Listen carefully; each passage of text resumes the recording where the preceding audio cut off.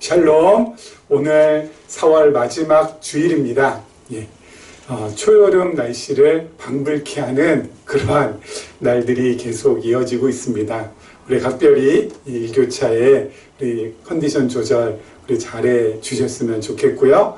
그리고 이제 다음 주면은 계절의 여왕이라고 불리우는 5월로 넘어가게 됩니다. 4월. 정말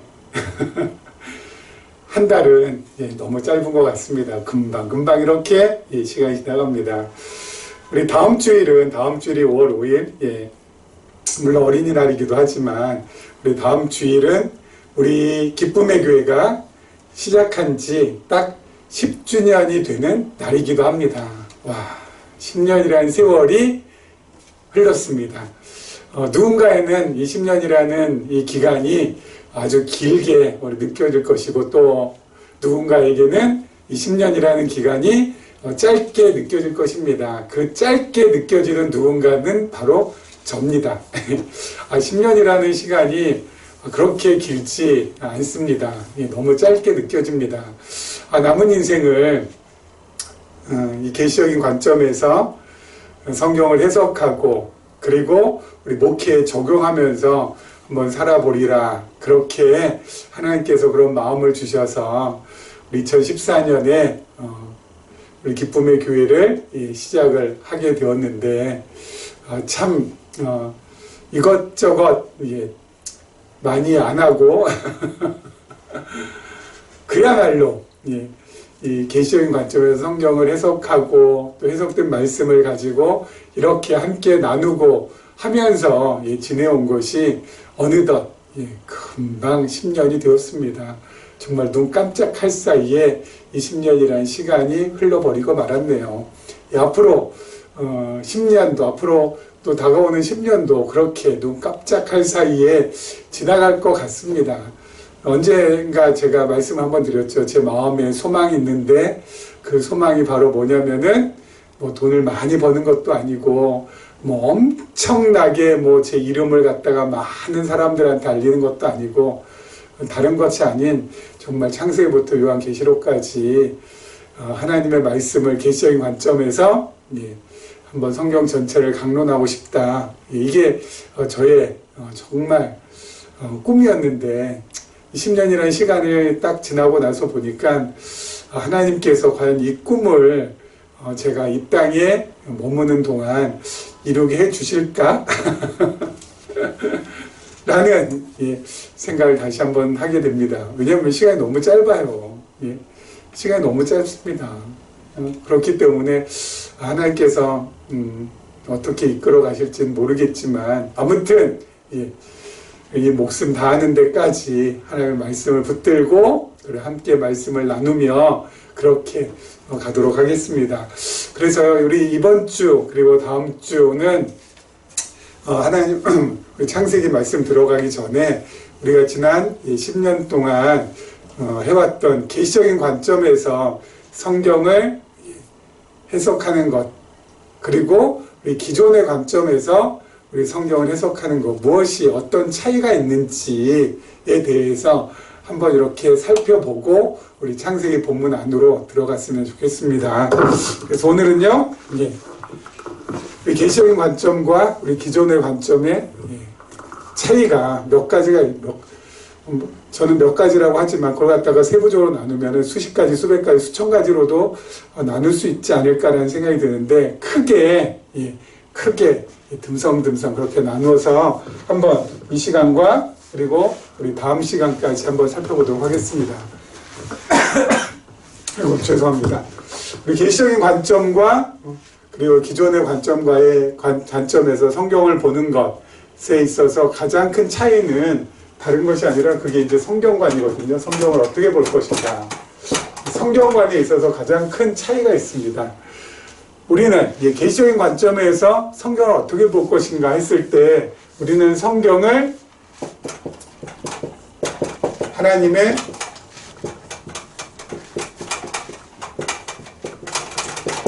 계시로, 하나님께서 자기 자신을 열어서 보여주시는, 그래서 성경을 통하여서 하나님을 확인받고 하나님을 알게 되고 그렇게 알게 된 하나님을 믿게 되고, 그게 바로 성경이라고 우리는 계속해서 이렇게 말씀을 드리고 있습니다.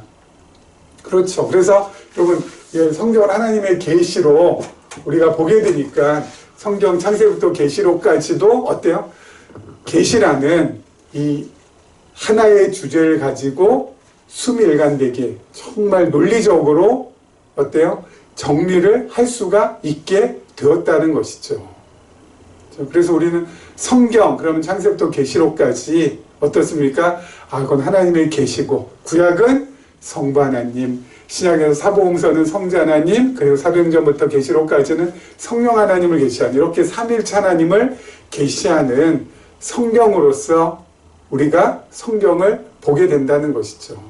여러분, 우리가 이렇게 이제 쉽게 이렇게 이야기를 하고 또 함께 이렇게 나누고 있습니다만은, 여러분, 이것은 성경 66권이 하나로 딱 묶여진 때가 있지 않겠습니까?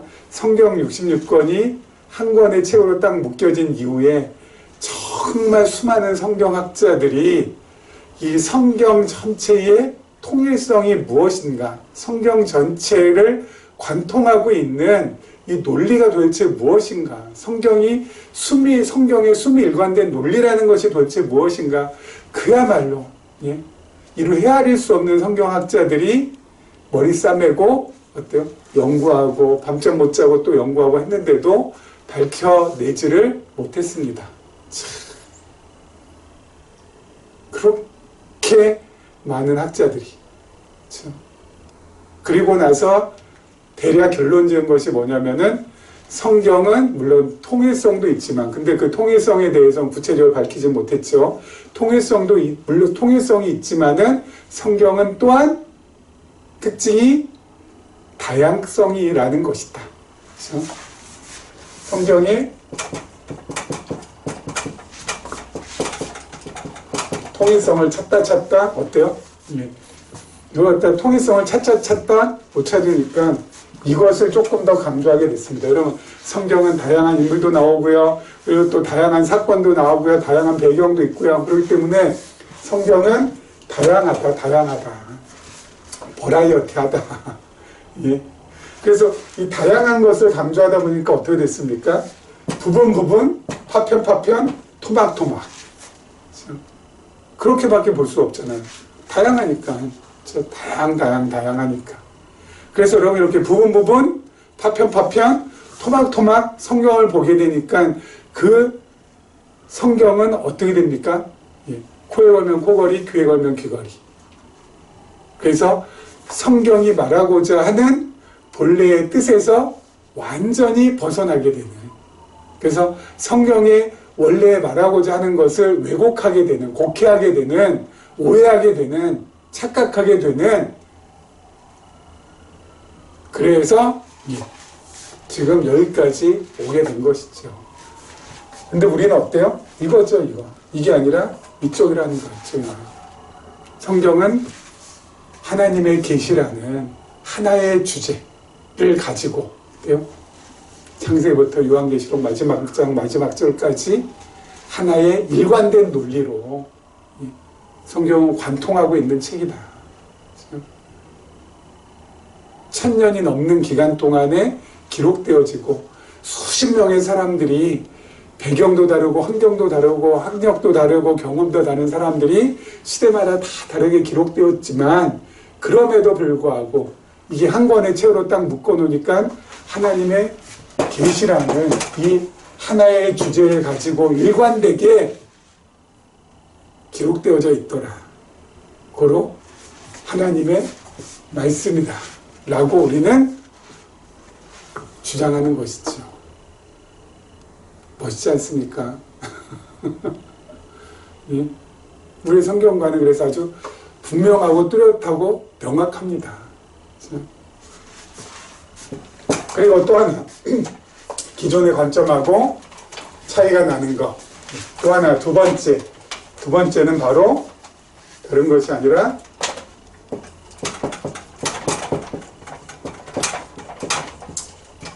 신관이죠, 신관. 하나님에 대한 것. 기존의 관점하고 완전히 다르죠. 우리는 아까 잠깐 말씀드린 대로 성경을 통하여서 하나님의 존재, 그리고 성품, 그리고 하나님께서 어떤 일을 하시는지 사역, 이걸 우리는 성경을 통해서 확인받을 수 있었는데, 물론 성품과 사역은 어때요? 예, 기존에도 이런 하나님은 영원하시고 자비로우시고 또 하나님께서는 이런 일을 하시고 물론 있습니다. 근데 우리에게 있어서의 가장 중요한 거 뭐예요? 존재. 하나님의 존재를 성경의 논리로 증명하게 됐다는 거. 이전만 하더라도 제가 늘 말씀드리잖아요. 그냥 믿어, 무조건 믿어, 덮어놓고 믿어, 모르고 믿어. 그렇지만 이제는 어때요? 논리라는 것이 생겼다는 거예요. 성경의 논리를 가지고 하나님의 존재를 말할 수 있고 설명할 수 있게 됐다는 거. 어떤 논리요? 언약과 성취라는 구조 속에서 이 논리를 가지고 구약에 하나님께서 이렇게 약속하시잖아요. 이렇게 언약하시지 않았느냐. 뭐라고요? 그리스도를 보내주신다고, 메시아를 보내주신다고. 근데 그 메시아는 어디서 태어나고 어떻게 자라고 누구에게로부터 누구에게 태어나고 그 모든 디테일한 부분이 전부 다 성경 구약에 전부 다 예언이 되어 있지 않냐, 약속이 되어 있지 않냐. 근데 그냥 약속대로 누가요? 메시아가, 그리스도가 오시지 않았느냐. 그렇다면은 그렇게 오겠다고, 이렇게 메시아가 오겠다고, 이렇게 그리스도가 오겠다고, 하나님의 아들이 오겠다라고 말씀하신 그 분은 실존하고 존재하는 분이지 그냥 사람들의 관념 속에서, 사람들의 경험 속에서 만들어낸 신이 아니지 않느냐. 여러분, 세상에는 그냥 믿고 무조건 믿고 덮어놓고 믿어라 해서 믿는 분도 있지만은 도저히 그렇게 해서는 믿지를 못하는 사람들도 너무 많습니다. 요즘 젊은 친구들이 말하는 이 T형 인간 있잖아요. T형. MBTI에서 이 T형 인간 있잖아요. 제가 아주 제대로 된 T거든요. 여러분, T형은 논리적으로 이야기를 해줘야 됩니다. 논리적으로 설명을 해줘야 돼요. 그냥 믿고 덮어놓고 믿고 무조건 믿고, 만약에 제가 계시적인 관점에서 이렇게 성경을 해석하는 이것을 제가 어때요? 찾아내거나 발견해내지 못했더라면은 늘 말씀드리잖아요. 저 같은 경우에는 아마 기독교에서 완전히 이탈했을 거라고. 완전히 이탈했을 거라고.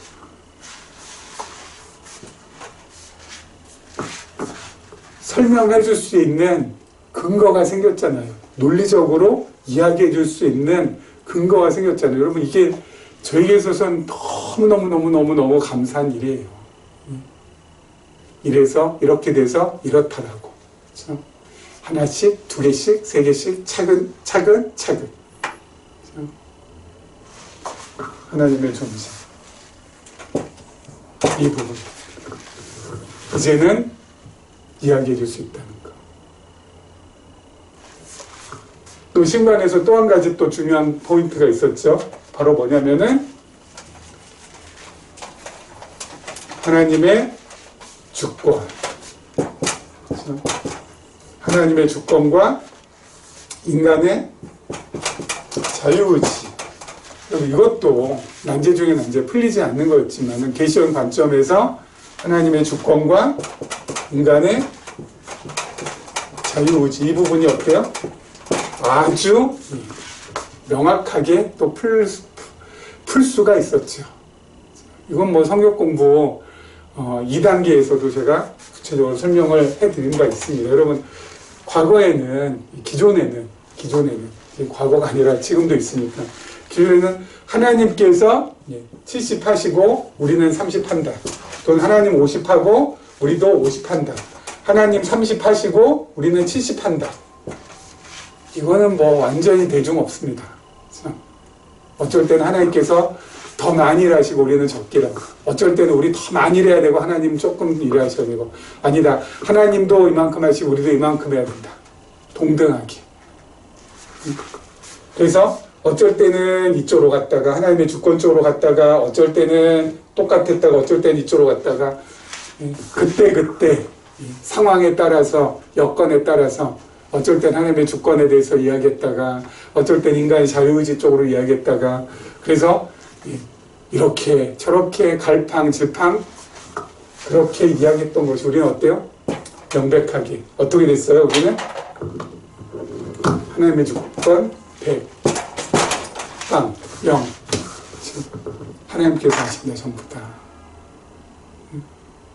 그럼 우린 뭐냐? 그럼 우린 뭐냐? 우린 뭐겠냐? 하나님께서 100% 하시는 것을 우리는 어때요? 인정하고 그 하나님을 배우고 그 하나님을 우리는 신학하고, 그렇죠? 배우고 그 하나님을 배우고 나서 어때요? 하나님의 위대하심과 하나님의 영원하심과 하나님의 놀라우심 속에서 뭐래요?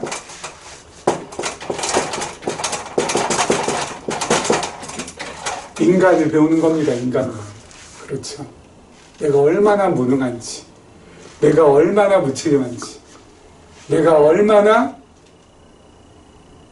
불성실한지. 하나님 정말, 하나님은 하나님이십니다. 그러나 나는 죄인입니다. 죄인 중에 괴수입니다. 그러면서 하나님을 배우는 겁니다. 우리는. 이게 왜 중요하냐고요? 하나님 배워야 그 하나님을 배운 만큼 나의 믿음이 자라고, 내 믿음이 자란 만큼 내 마음이 변화가 되고, 내 마음이 변화된 만큼 나의 삶이 변화될 수 있으니까. 그렇죠? 그래서 이거예요. 하나님 다 하신 우리는 뭐냐?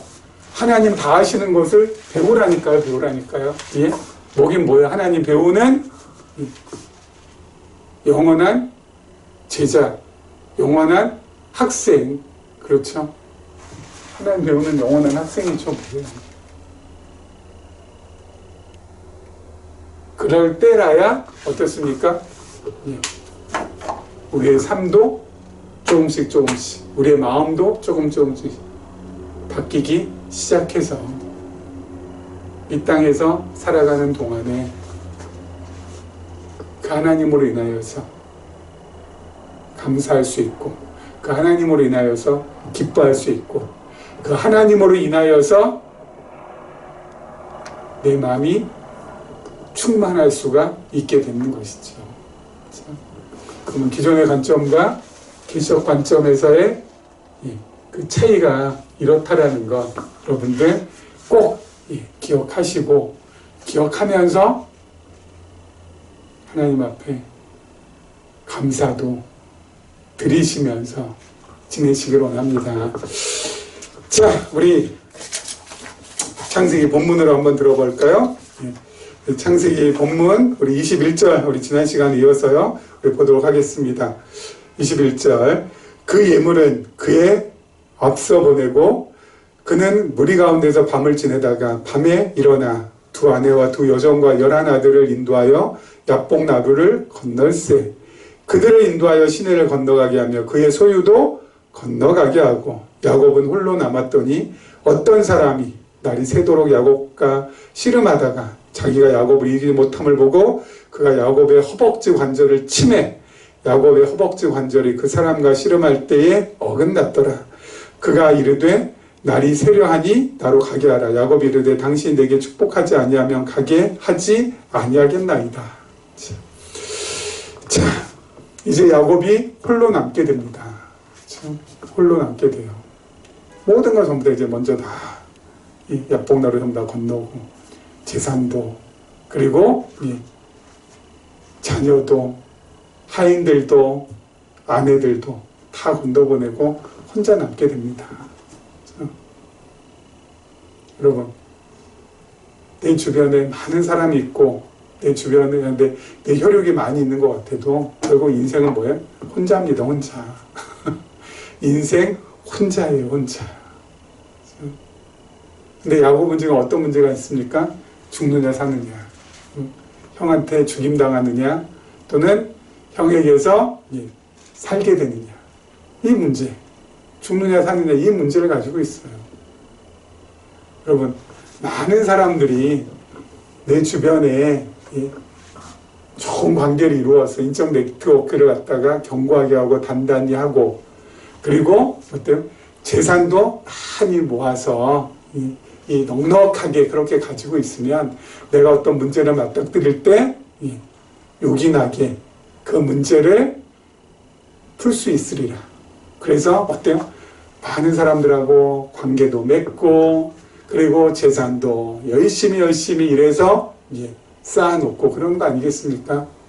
그거 좀 의지해 보려고, 나에게 힘들고 어려운 문제 닥쳤을 때. 그런데요, 여러분, 죽고 사는 문제 닥치면은 그런 것들 필요할까요? 예? 죽고 사는 문제, 내가 이제 당장 죽게 되었다라고 하는 그런 문제에 딱 부딪히면은, 여러분, 인적인 네트워크, 내가 쌓아놓은 재물, 그런 것이 얼마나 나한테 도움이 될까요? 죽고 사는 문제에 있어서는 그런 것들이 나에게 일도 도움이 안 됩니다. 그렇잖아요? 그렇잖아요?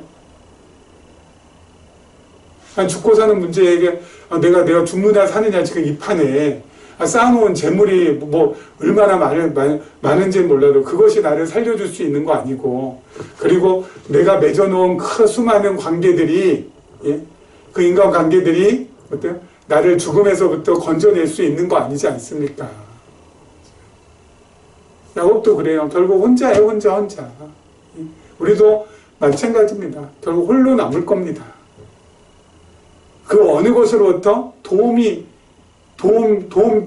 자체를 받을 수가 없죠.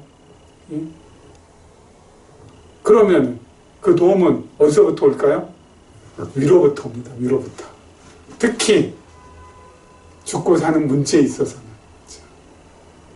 위로부터의 도움 없이는 우리가 그 문제를 뛰어넘어갈 수가 없습니다. 이 땅에서는, 해 아래서는 그 어떤 것도 도움이 안 됩니다. 야곱, 여러분, 재물도 많지요, 처자식도 많지요, 하인들도 많지요. 근데 야곱이 지금 당면한 이 문제, 삶과 죽음의 문제는 그 어떤 것도 해결해 주질 못하잖아요. 결국 혼자 남습니다. 혼자 남습니다. 아까 말씀드린 것처럼 위로부터 내려오는 그 도움은 뭘까요? 예수님께서 요한복음에 이 삶과 죽음의 문제와 관계돼서 기가 막힌 해법을, 기가 막힌 답을 제시를 하셨습니다. 우리 너무나도 잘 알고 있는 말씀이죠. 나는 부활이요 생명이니 나를 믿는 자는 죽어도 살겠고 살아서 믿는 자는 영원히 죽지 아니하리라. 여러분, 이 말씀은 곰곰이 묵상할수록 정말 말도 안 되는 말씀이에요. 여러분, 진짜 이게 말이 안 되는 말씀이라니까요. 아니,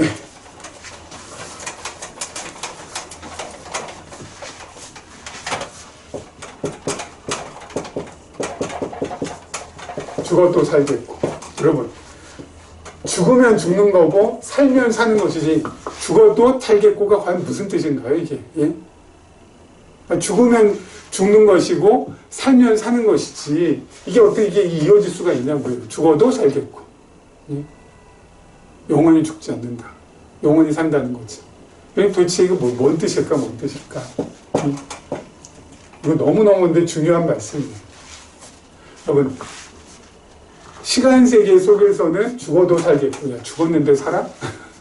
이게 말이 안 되는 거죠. 그렇죠?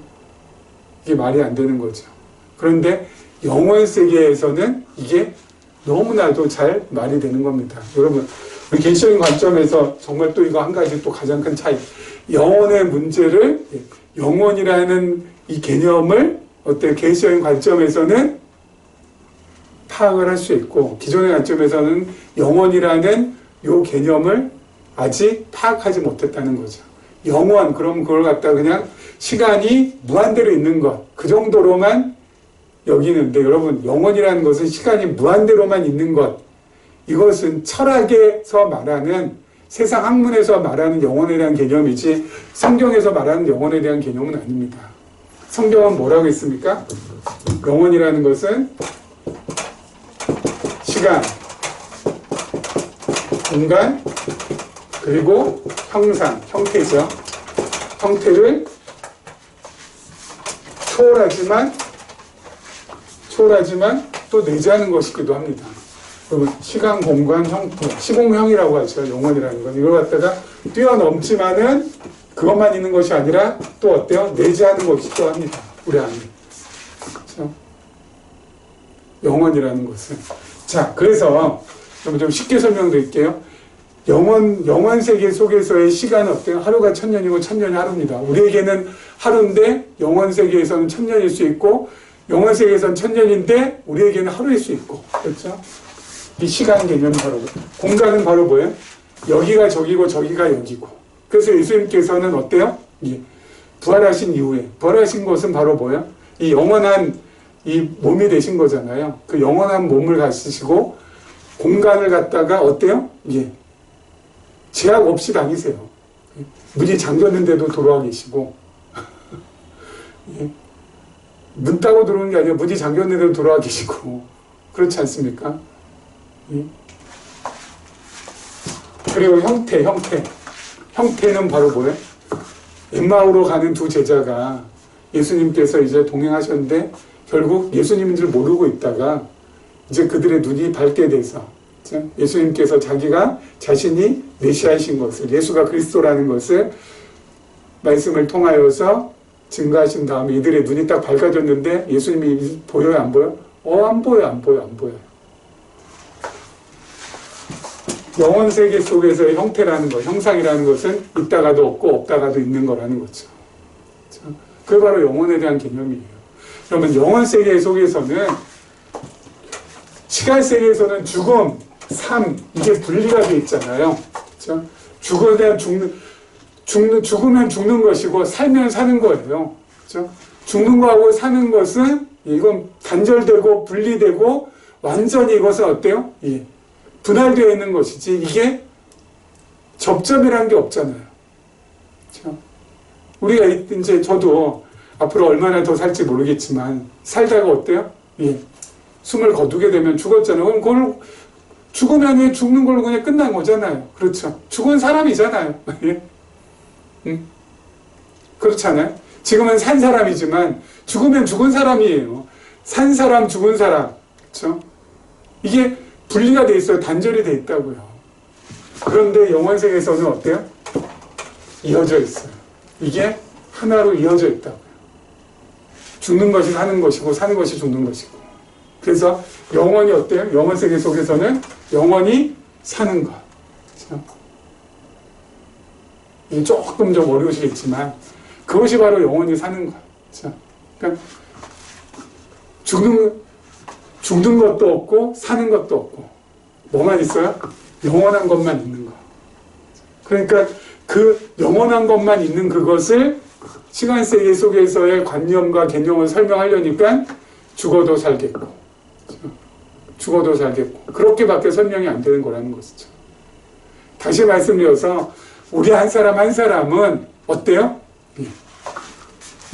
영원한 피조물, 하나님의 자녀로서. 그래서 우리는 어때요? 늘 말씀드려요. 우리는 죽는 것이 아니라 우리는 잠자는 거라고. 잠깐 자고 일어나면은 영원한 새하늘과 새 땅이 펼쳐져 있다고. 그래서 우리에게 있어서 죽음이라는 것은 지금 이 야곱처럼 벌벌벌벌 두렵고 떨고 겁나고 그런 것이 아니라는 것이죠. 그렇죠? 죽음을 겁내지 않는 우리들. 그렇기 때문에 죽느냐 사느냐 이 절박한 문제를 우리는 어때요? 벗어나 있다는 것이죠. 죽음은 어떻고 살면 어떻습니까? 어차피 우리는 하나님 앞에서 영원한 피조물인데 하나님의 자녀로서 영원한 생명을 하나님께서 주셔서 영원한 피조물로 하나님께서 이 땅에 잠시 살게 해주셨고 그 다음에 어때요? 정말 영원한 세상에서 살게 하시는데 그래서 우리는 초월하여 있지만은 지금도 시간세계 속에 머물기 때문에 내재해 있기도 하다라는 것이 바로 이러한 의미라는 것이죠. 자, 그런데 야곱은 아직까지 믿음이 여리여리 해가지고 어때요? 두렵고 떨고 그리고 겁먹고 있습니다. 자, 홀로 남은 야곱이 이제 씨름을 합니다. 어떤 사람하고 이제 씨름하여 천사인지 하나님이신지 아무튼 씨름을 합니다. 근데 여러분 야곱이 이렇게 야복강가에서 씨름하는 이것을 과거도 아니고 지금 기존에는 야곱이 기도하는 것으로 해석을 했었죠. 그래서 여러분 야곱처럼 기도해야 됩니다. 어떻게 기도해야 됩니까? 정말 끈질기게 기도해야 됩니다. 야곱이 꽉 붙잡고 천사를 놔주지 않고 꽉 붙잡고 씨름하지 않았습니까? 끈질기게 기도해야 되고 밤새워서 야곱처럼 밤새워서 기도해야 되고 그리고 악착같이 그렇게 기도해야 됩니다. 죽을 힘을 다해서 악착같이 끈질기게 밤새도록 그래야 응답을 받습니다. 야곱처럼. 여러분 근데 이것은 기도로 해석해서는 안 되는 것이죠. 왜요? 여러분 야곱이 이렇게 씨름을 천사와 열심히 씨름은 여러분 야곱이 이 씨름 안 해도 야곱은 살 수 있어요? 없어요? 그럼 씨름의 결과로 야곱이 에서로부터 구원받은 겁니까? 목숨을 갖다가 건진 겁니까? 아니죠. 씨름 안 했어도 야곱은 이미 언약의 자녀라고 했잖아요. 그렇죠? 하나님의 언약의 자손이라고요. 하나님의 언약의 자손이 여러분 언약의 자손인 야곱이 아직 죽을 때가 되지 않았기 때문에 아직 베냐민도 낳아야 돼요. 베냐민 지금 낳기도 전이거든요. 아직 어때요? 죽지 않아요.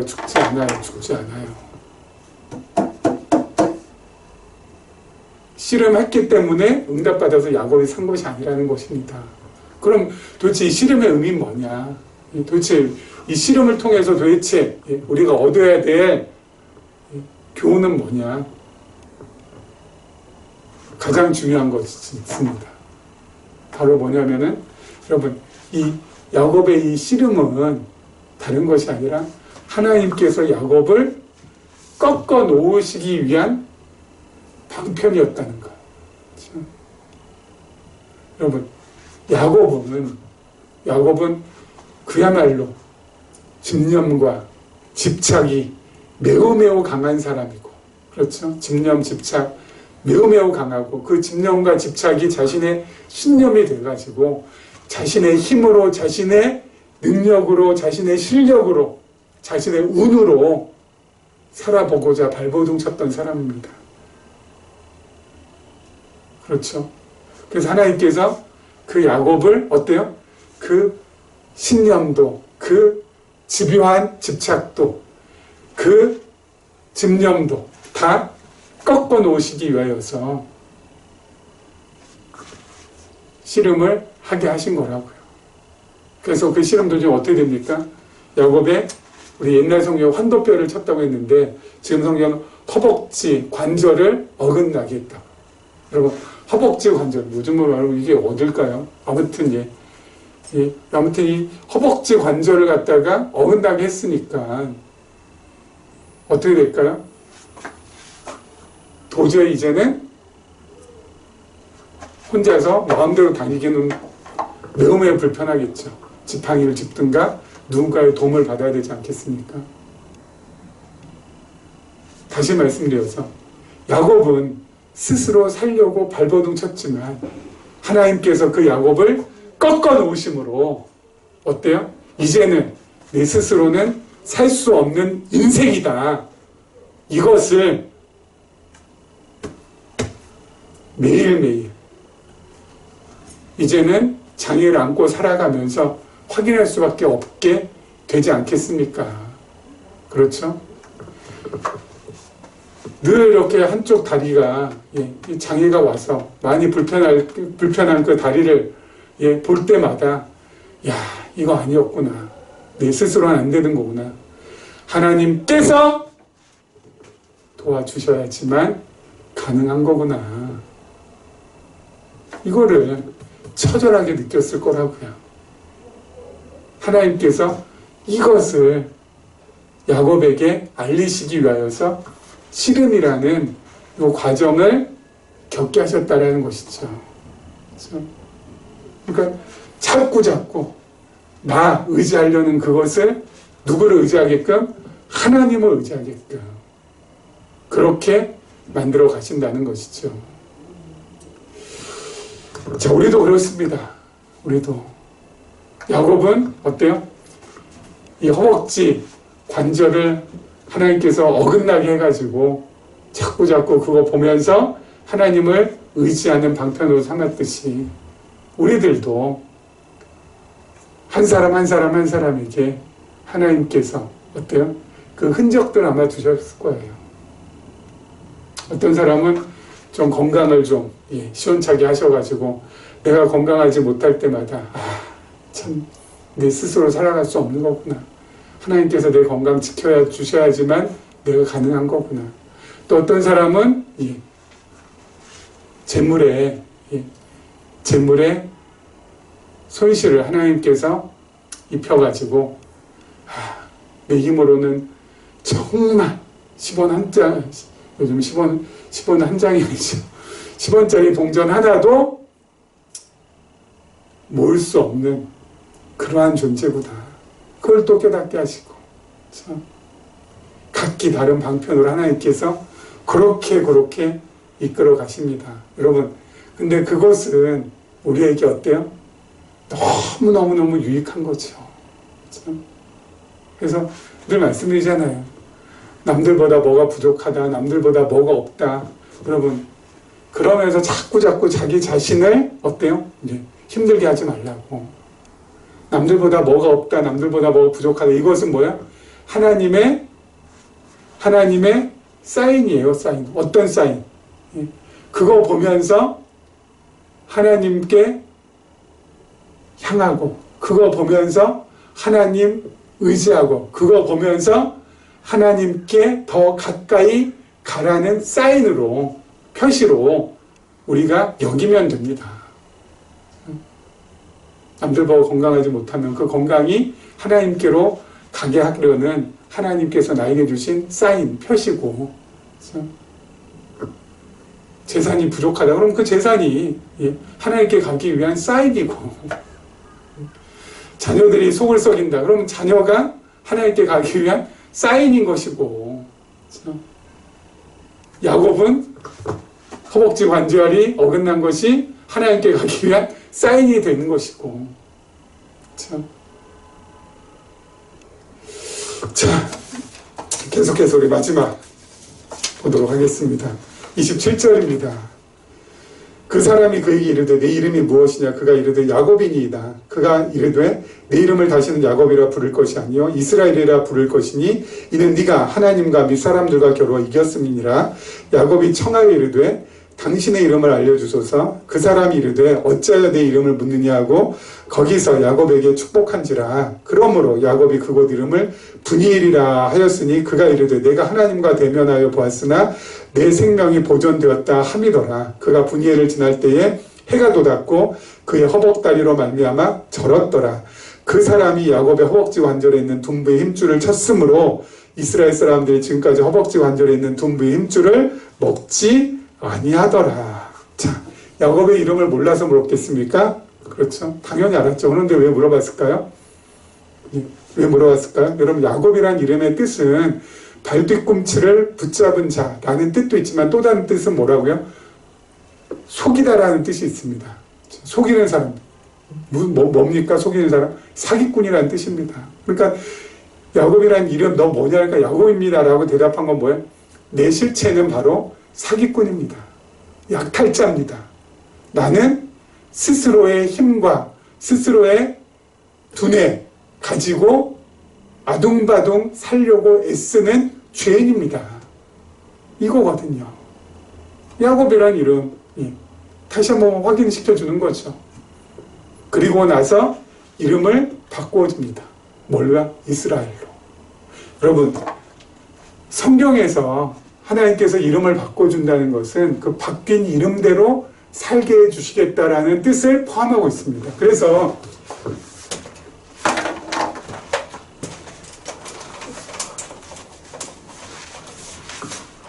원래 이름은 아브라함은 아브라함이었잖아요.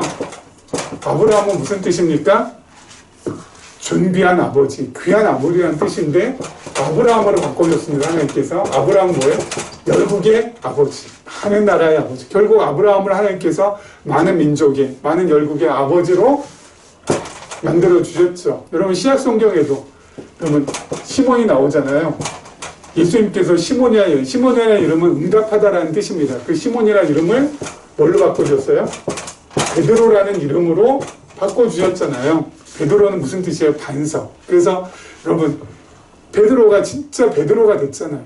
오순절 성령을 체험하고 나서 어때요? 베드로는 진짜 베드로가 됐습니다. 흔들리지 않다. 죽으면 죽을지언정 절대 흔들리지 않는 그야말로 반석이 됐잖아요. 야곱은 사기꾼입니다. 근데 뭘로 바꿔주세요? 이스라엘로.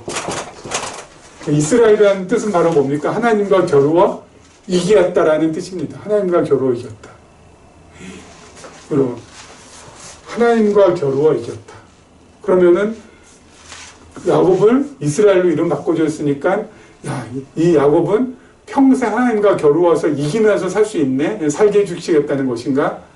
아니죠. 여러분, 하나님과 겨루어서 이길 수 있는 피조물이 이 우주 안에 그 누가 있겠습니까? 그렇죠? 하나님과 겨루어서 이길 수 있는 사람이 누가 있겠어요? 그렇죠? 그런데 왜 하나님과 겨루어 이기다라는 이스라엘이라는 이름으로 바꿔줬을까요? 그럼 도대체 뭐, 이 안에 그럼 도대체 무슨 뜻이 내포가 되어 있을까요? 포함이 되어 있을까요? 하나님과 겨루어 이기다. 뭘까요? 여러분, 하나님 입장에서는 하나님과 겨루어 이기다라는 것은 하나님 입장에서는 뭐예요? 하나님 입장에서는 져주셨다는 거죠. 그렇죠? 하나님께서 야곱에게 져주셨다는 겁니다. 아니, 하나님 능력이 없어서? 하나님께서 실력이 없어서 져주셨을까요? 여러분, 부모와 자식 관계 생각해 보시면 돼요. 부모가 자식을 이길 수 있죠. 그렇죠? 여러분, 아버지가 자녀들을 이길 수 있습니다. 어린 자녀들에게 아버지가 체력도 더 어때요? 세고, 실력도 있고, 경험도 많고, 재력도 있고, 여러분 어때요? 아버지는 자녀들 다 이겨먹을 수 있습니다. 그런데도 불구하고 져주잖아요. 자녀들에게 져줍니다. 왜요? 실력이 없어서? 뭐가 모자라서? 아니죠. 져주는 이유가 있다고요. 져주는 이유가. 왜 져줍니까? 부모가 자녀에게 져주는 가장 큰 이유는 바로 뭡니까? 다른 것이 아니죠. 사랑하니까. 자녀를 사랑하니까 져주는 거예요. 여러분, 부모가 돼가지고 수단과 방법 가리지 않고 그냥 자녀를 갖다가 이겨먹기 위하여서 최선의 노력을 다한다? 그건 여러분, 부모로서의 자격이 영 아니오시다 아니겠습니까? 져주는 거예요, 져주는 거예요. 왜요? 사랑하니까 져주는 거예요, 져주는 거예요. 하나님과 야곱과의 관계도 마찬가지입니다. 하나님께서 야곱에게 져주신 거예요, 져주신 거예요.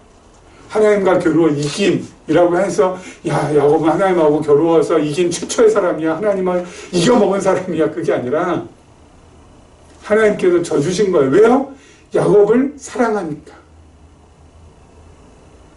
야곱을 향한 사랑이 다함이 없고 변함이 없고 끝이 없으시니까 야곱은 하나님의 영원한 사랑의 대상이니까 져주신다고요. 져주신다고요. 그래서 이름을 이스라엘, 하나님을 이겼다. 네가 이겼다. 내가 졌다. 내가 졌다. 왜? 사랑하니까. 그러니까 여러분, 이스라엘로 살게 해주시겠다는 건 바로 뭡니까? 하나님의 영원 불변한 사랑 안에서 거하면서 살아갈 수 있도록 해주시겠다는 거예요. 하나님 이겨먹으면서 살라는 그것이 아니라 하나님의 영원한 사랑 가운데 거하면서 살게 해주시겠다는 겁니다. 아니라니까 야곱은 하나님의 영원 불변한 사랑 안에서 평생 살았어요. 여러분, 우리는 신약세에 우리는 영적 이스라엘입니다. 우리도 이스라엘, 우리도 하나님과 겨루어 이긴 사람들이에요. 그것은 바꿔서 말하면 뭐라고요? 하나님께서 져주신 사람이에요. 왜요? 하나님께서 야곱보다 우리를 더 많이 사랑하시니까. 하나님께서 우리도 사랑하시니까 더 많이 사랑하세요. 더 많이. 더 많이 사랑하세요. 여러분, 그러면 인생 후회 없이 사는 인생이지 않습니까? 하나님의 사랑을 이렇게 듬뿍 받으면서 살아갈 수 있는 사람은 인생 뭐 후회할 게 뭐가 있겠어요. 예? 그리고 여러분, 우리 다 이룬 거예요. 다 이룬 거예요. 예? 야, 나 이것도 이루어야지, 저것도 이루어야지, 나 이렇게도 해봐야지. 그게 아니라 우리 하나님의 영원한 그 놀라운 사랑 안에서 지금 이스라엘로 살고 있다라는 것은 이미 다 이룬 거예요. 더 이룰 게 이제 없는 겁니다. 우리는. 더 이룰 게 있다라는 것은 아직까지 하나님의 영원한 사랑이 무엇인지를 깨닫지 못한 사람이 이루려고 자기 야망, 자기 욕망 채우려고 그렇게 끝없이 달려가는 것일 뿐이지 우리는 다 이룬 사람이에요. 그래서 우리는 삼족하면 됩니다. 삼족. 세 가지. 만족하시고요. 자족하시고요. 그리고 풍족하게 사시면 됩니다. 삼족. 만족하며 자족하며 풍족하게 살 수 있어요. 하나님의 사랑이 있으니까. 4월이 저물어 갑니다. 이제 5월이 옵니다. 아무리 계절이 바뀌고 달이 바뀌고 해가 바뀌고 그래도 여러분, 하나님의 사랑은 늘 우리 안에 거하고 있습니다. 계절 따라 하나님의 사랑이 바뀌지 않고요. 그리고 월 따라서 바뀌지 않고 해를 따라서 바뀌지 않습니다. 불변합니다. 그 사랑 안에서. 어때요? 그 사랑 마음에 잘 간직하시면서 그 영원한 사랑을 영원토록 누리면서 하나님께서 나를 살아가게 하시는구나. 감사합니다. 라는 고백을 늘 드리면서 그렇게 아름답고 멋지게 살아가시기를 주님의 이름으로 축원합니다.